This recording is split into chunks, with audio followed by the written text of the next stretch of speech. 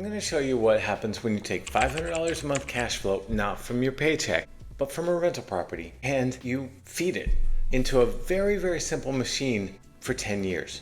This is how you create asset acceleration, right? The end result surprised even me, and I built a machine. So let's jump right into it and see what these numbers can look like for you. It's a super simple machine to build. First of all is the setup. Your paycheck covers your life. That's the prerequisite. So you've got your lifestyle not expanding with every new amount of money that comes into it, like most Americans do, but rather you've settled into, you know what your nut is, your paycheck from your job or your business more than covers that, right? It covers that plus, and then you're ready. So if you're not quite there yet, the first thing to do is get there. And I know that sounds, everyone says, well, pay off all consumer debt. Do. But sometimes you reap home equity in your home to eliminate all the consumer debt so that your bills go down and you can comfortably live on your paycheck. That's step number one. And that's the key to making this whole thing work, because you're going to create cash flow that compounds and feeds into a pipeline. It's really what it is, that you don't touch. It just feeds you later. So here's how you do it. The first one is you pick up a rental property. Let's say it's paying you $500 a month positive after all expenses, right? That's property taxes, insurance, obviously the note if you buy it with a mortgage, which you probably will, you'll leverage it, and setting aside some money for repairs, for maintenance of the property, right? I recommend $150 a month, something like that. But it still cash flows $500 a month. And you may be saying, well, that was, sure, in 2008, 9, you could buy something like that. Well, you can still buy something like that. A lot of times, though, you have to fix it. And instead of fix and flip, you fix and hold, right? And that's what you do. It's simple as that. You fix it up with hard money, and then you refinance, pull all that out, or as much as possible out, and put it on a long-term fixed rate note, whether it be a conventional loan or a DSCR loan. And again, I'm in the mortgage business. I can help with that. But what do you do with that? What do you do? Let's say it's $500 a month positive cash flow in month one, in year one. Well, you automate that. So any excess cash flow gets deposited directly into your brokerage account, or I really like your Roth IRA, or the equivalent if you're self-employed, right?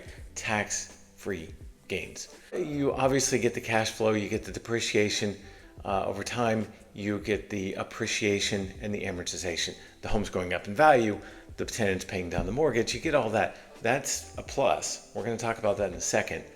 But right now it's just the $500 a month.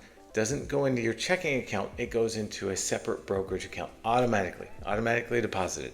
Then what do you do with that? Well, as you accumulate enough in that account, buy dividend paying stocks. And let's say the dividend is 5% per year. One of the dividend kings, or aristocrats as they're called, right? They continually over time have always kind of increased that dividend over time. That's kind of what you want to buy here. With all of this, and especially the step I'm going to mention right now, which is cash secured puts and selling calls against what you buy, I'm not a financial advisor. You can and sometimes will lose money, but especially with calls, you will limit your upside if that stock starts to run. If the underlying stock starts to run, you're going to limit your upside a little bit. So, word to the wise, I'm not a financial advisor. You got to look at this yourself. But let's say the $500 a month positive cash flow from the rental goes into this account and starts compounding. Maybe you have some other money in that account already. Maybe it's a 401k that you rolled over, converted to a Roth IRA, and you want some stock. Let's call it, and I don't think this is a dividend aristocrat, but let's call it Energy Transfer, just because I know that stock. ET is the symbol, and I'm just using that as an example. As an example, and that's only an example, it is paying a dividend of 7%, 7.01% right now, and it's just shy of $20. Let's call it $20 even. Let's say you can sell a put option, right? At not at $20, but at, $19, $1 less. Well, you collect the premium from that, and if the stock stock dips, you buy 100 shares, but not at 20 bucks, at 19 minus whatever you collected on the premium as well. So you have the investment property, it's putting off cash. You put that into your brokerage or Roth IRA account. As you accumulate enough to buy 100 shares, it's cash secured. In other words, you don't just go buy 100 shares, you start selling put options. One put option, as a matter of fact, just one, and collecting a low premium. And if the stock price dips, you also buy the stock at a discount, which is great. Then you own 100 shares, however you get to them. You own 100 shares. They're paying you the dividend every quarter, right? I use the number of 5%, ET is 7%, whatever it is. And then every month you can sell a call option against those. You're renting your property out to a tenant. You can essentially rent out your stock for a premium, for a little extra cash every month that's compounding. Now, again, the downside to that is you're limiting your upside. If the underlying stock starts to run, it's going to be called away from you, and you're going to miss some of that upside. But in my experience, you do your own homework, it's not that often that these stocks run. They're dividend stocks for a purpose, right? You know the examples. It's not one of these high-flying stocks that could just take off to the stratosphere. Generally speaking, they tend to be more stable. So you rent them. And more often than not, you're going to collect a premium, still own the stock, and keep doing it month after month. Okay. So, by the way, this is not really trading options. That's a whole different thing. And if you want to get into that, you can, but I don't recommend it, frankly. I've done it. It takes much more time than you think it will. This is a simple thing of cash secured puts and covered calls, meaning you own the stock. If it gets called away from you, you sell your stock and you go buy it again. If you cash secured puts, because if you want to buy the stock, well, you have enough money in your account to buy 100 shares. And so it's really, really simple. It's just buying at a discount, renting while you own the stock. That's it. That's the next level, right? All the dividends get reinvested, they're buying more, etc. So here's what this looks like. Let's go out 10 years. You own all of this. You've created the pipeline, right? $500 a month going into your account. Then you sell cash secured puts till you get the 100 shares. Then you keep accumulating the dividends and keep reinvesting that while selling covered calls, and keep doing that month after month, and that keeps accumulating as well. And your rents are going up at roughly 3% per year, right?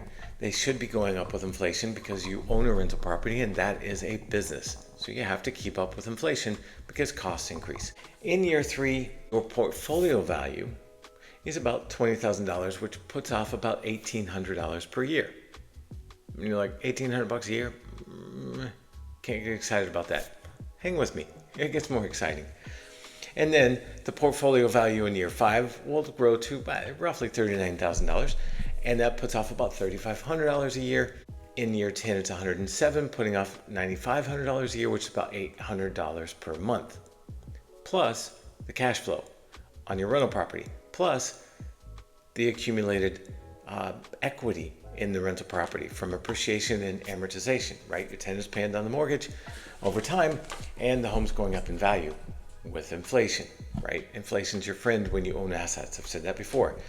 Because you've raised rents over time, you're collecting roughly $1,450 per month by year 10. $1,450 per month. Will that change your life? No, but it's better than just Social Security. I guarantee that. It's Social Security, if that is still around, and I suspect it will be, plus $1,450 a month. Now, what do you do as a final step? Well, when the property appreciates enough, pull some equity out. Make sure cash flow still works. Maybe it's increased to $900 a month, but you put it back toward $500 a month. That's fine, because you pull enough equity out to go buy another property and do it again.